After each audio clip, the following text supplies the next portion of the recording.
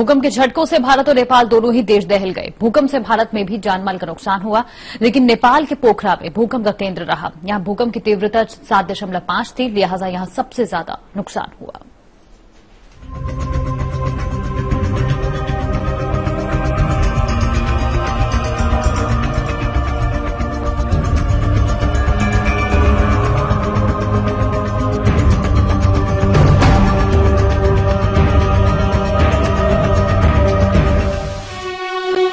सुबह 11:41 यही वक्त था जब भूकंप का पहला झटका आया और दूसरा झटका आया 12:19 पर। दोनों झटके इतने तेज थे कि लोग दहशत में आ गए। लोग घरों से बाहर निकलने लगे।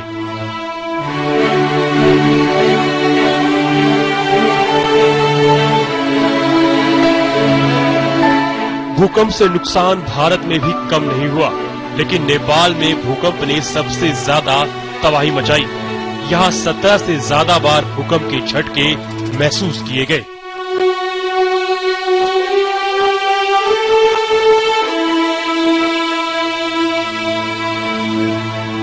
ये तस्वीरें काठमांडू की है, जहाँ सड़कें टूट गई, कई इमारतें गिर गई, लोग जख्मी हो गए।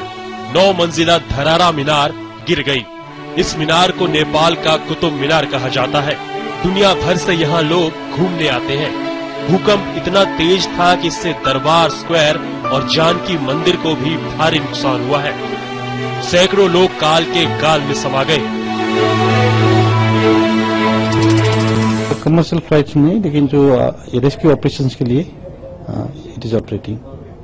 यहाँ से एनडीआरएफ की टीम भारत की तरफ से जा रही है। यहाँ से उड़ चुकी है, वो पहुंच रही है। और आप लोगों की बातचीत हो रही है, लगातार आप संपर्क में हैं? नहीं, एकदम संपर्क में है।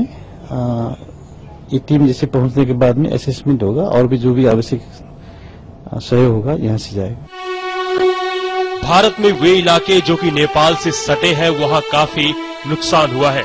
यूं कहे कि पूरा उत्तर भारत इस भूकंप से दहल गया। यहाँ 3 बार भूकंप के झटके महसूस किए गए।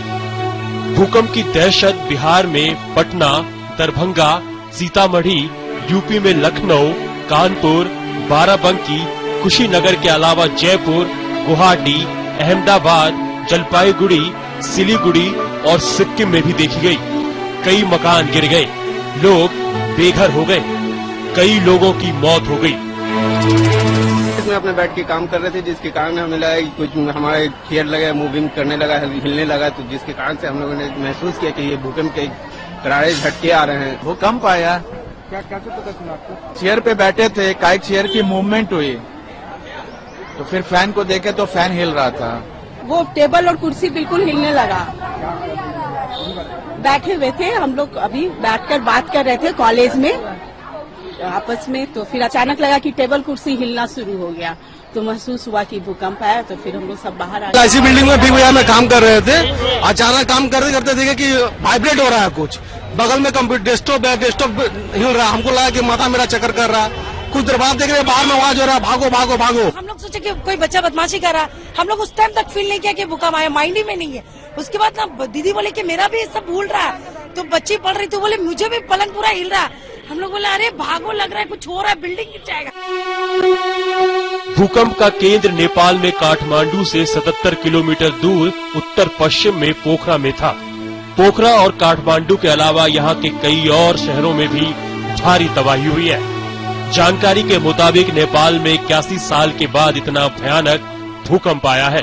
इससे पहले साल 1934 में सबसे ताकतवर भूकंप आया था।